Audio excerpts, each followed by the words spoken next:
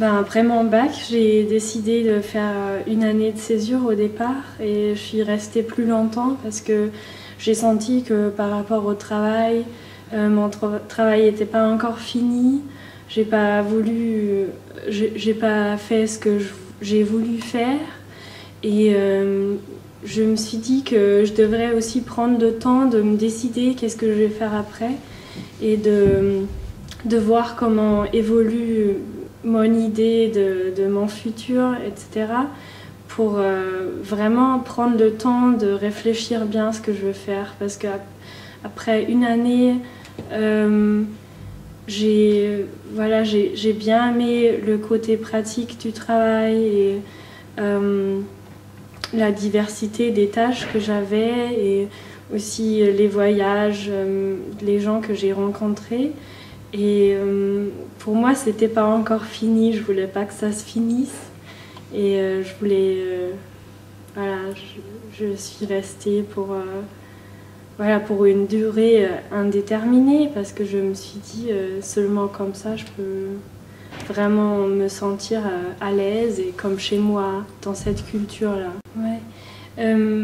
Le côté avancé, c'est un peu. Oui, c'est un point important parce que j'ai l'impression que là-bas, j'ai fait plein d'expériences en 2 années et j'ai rencontré plein de gens.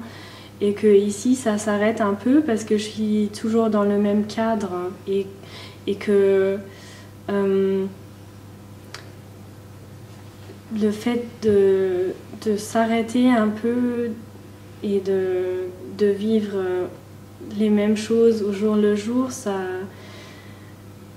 d'un côté, ça permet de te tranquilliser un peu aussi et de réfléchir sur ce que tu as vécu avant et ça permet d'avoir une vie stable, mais moi j'ai l'impression de ne pas bouger beaucoup en ce moment.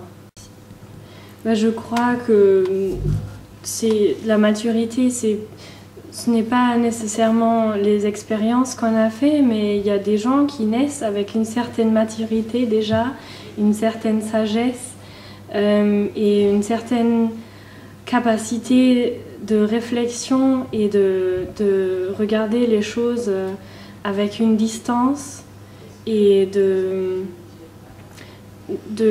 pouvoir le comparer. Et cette capacité, elle se développe aussi si on prend une perspective différente. Mais je ne veux pas justement le limiter au fait qu'on voyage ou au fait qu'on se déplace, parce que c'est aussi bien possible dans le propre cadre. C'est juste une volonté de changer la perspective. Yes. Et je crois que ça a beaucoup à voir aussi avec l'entourage, parce que je crois que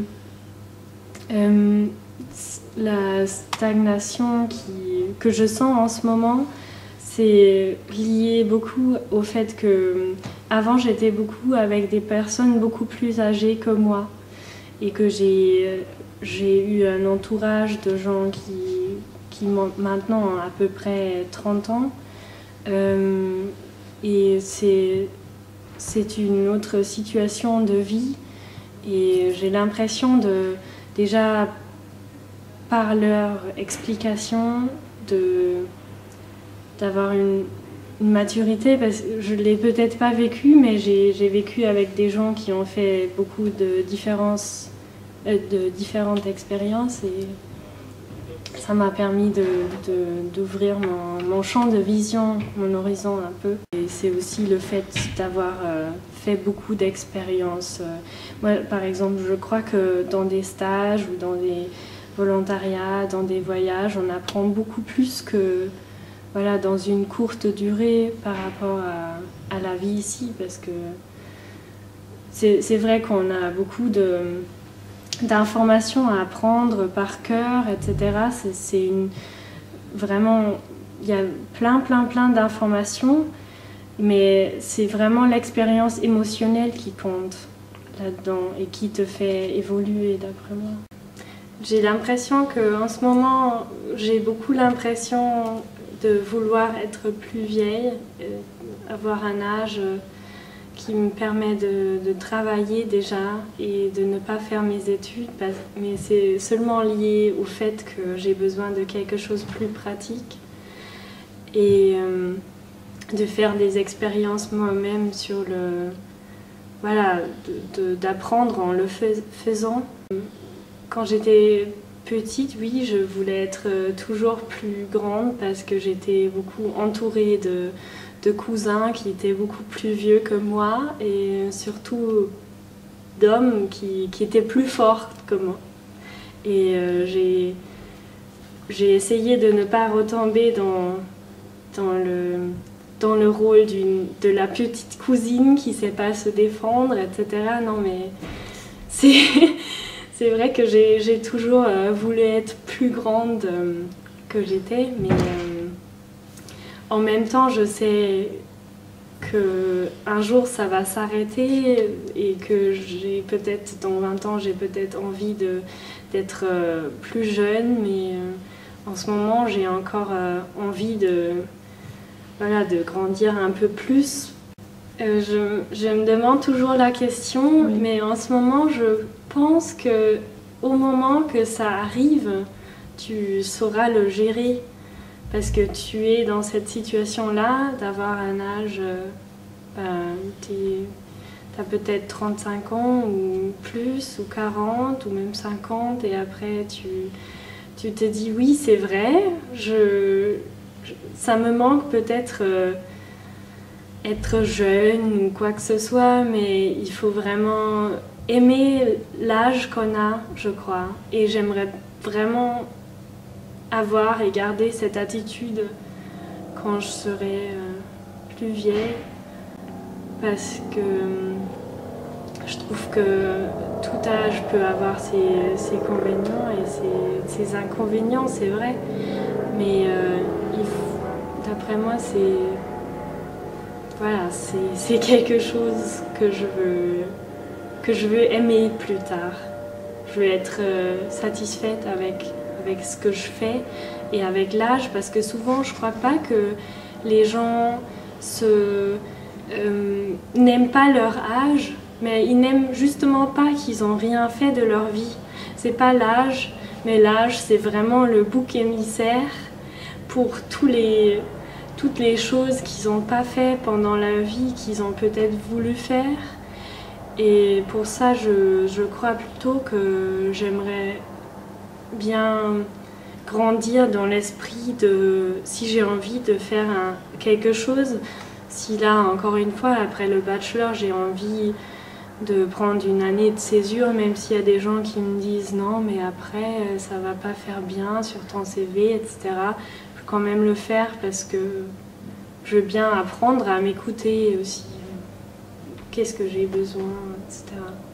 J'ai l'impression qu'on vit plus ensemble, qu'on vit pas ensemble toutes les générations, parce que de plus en plus on se spécialise, on se sépare l'un de l'autre, et j'ai l'impression qu'au Costa Rica, les familles, comme ils sont d'une sorte obligées à vivre ensemble beaucoup plus de temps, parce que d'un côté, les étudiants ils peuvent pas se payer une coloc, ils doivent rester chez leurs parents jusqu'à l'âge de se marier.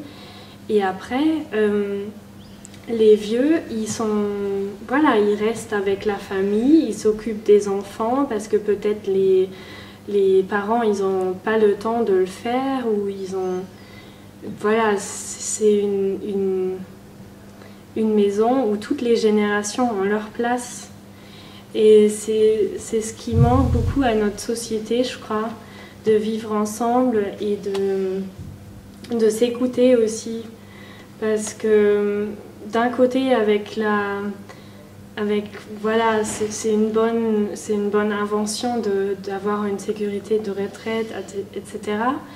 Mais d'un autre côté, il y a des sociétés où ça n'existe pas, et les autres les générations sont encore interdépendantes, et ça permet ça permet une interaction plus vaste. Mais il y a déjà des projets intéressants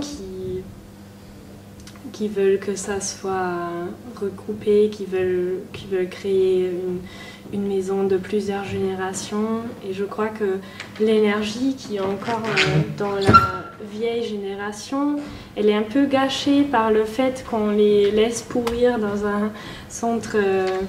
dans une maison de retraite. Ouais, dans une maison de retraite. Et c'est vraiment dommage parce qu'ils auraient peut-être la capacité de s'occuper d'enfants, qu'ils auraient la capacité de partager leurs expériences, de leur donner un peu de leur vie riche qu'ils ont peut-être vécue. Et ça, je trouve très dommage qu'il y a plus cette interaction entre les générations. Oui, exclu et en même temps plus valorisé, parce que je crois qu'il y a beaucoup plus de potentiel dans la vieille génération qu'on le croit.